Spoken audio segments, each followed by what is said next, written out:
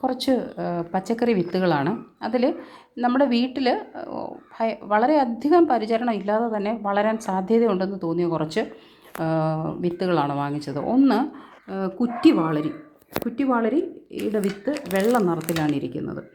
ഈ വിത്ത് വെള്ളത്തിലിട്ട് കുതിർത്ത് കിളിർപ്പ് വരുമ്പോൾ മാത്രം നന്നായിരിക്കും പൂർണ്ണമായി കിളിച്ച് വരാനുള്ള ഒരു സാധ്യത. ഇതെന്ന് പറയുന്നത് 18 മണി പയറെന്ന് ഉള്ള ഒരു പയറാണ്, വള്ളിപ്പയറാണ്. 18 മണികളുള്ള പയർ എന്നാണ് അതിൻ്റെ അർത്ഥം. അത്രയും നീളം തന്നെ അതിനകത്ത് കാണും.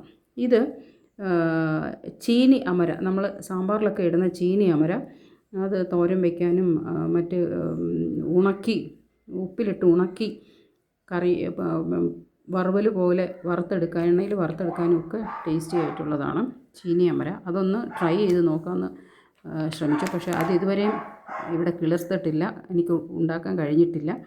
ഒന്ന് ശ്രമിക്കുകയാണ് വീണ്ടും. പിന്നെ ഇത് നാടൻ പടവലമാണ്, ഇതിൻ്റെ വിത്താണ്. ഇത് വീണ്ടും മീറ്റർ പയർ എന്ന് പറയും. 1 മീറ്റർ നീളം കാണും ഈ പയറിന്. ഇത് ഞാനിവിടെ നട്ടിട്ടുണ്ട്. ധാരാളം പയർ, അത്ര തന്നെ മീറ്റർ നീളത്തിനുള്ള പയർ ധാരാളം പറിച്ചിട്ടുമുണ്ട്. അതുകൊണ്ട് അതിലൊരു ഉറപ്പുണ്ട് അത് ഉണ്ടാകും എന്നുള്ളത്. രണ്ടാമത് ചീരവിത്താണ്, നാടൻ പച്ചക്കറി ചീരവിത്താണ്. അതിൽ പറയുന്നത് പ്ലാത്താങ്കര ചീര എന്നാണ് പറയുന്നത്. അത് ഇങ്ങനെയാണ് ഇരിക്കുന്നത്, പ്ലാത്താങ്കര ചീര. നീളമുള്ള ഇലകളാണ്.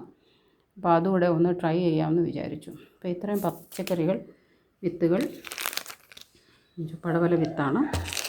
ഇത് 18 മണി പയറിൻ്റെ വിത്താണ്. ഇത് ചീനി അമരക്കയുടെ വിത്ത്.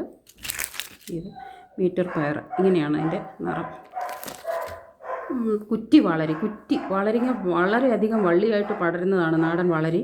അതിൻ്റെ വിത്തിൻ്റെ നിറം മറ്റൊരു നിറമാണ്, കറുപ്പ് നിറമാണ്. ഇത് വെള്ള നിറം വളരിയാണ്. കുറ്റിയായിട്ട് നിൽക്കും. നമുക്ക് ഒരുപാട് സ്ഥലം വേണ്ട.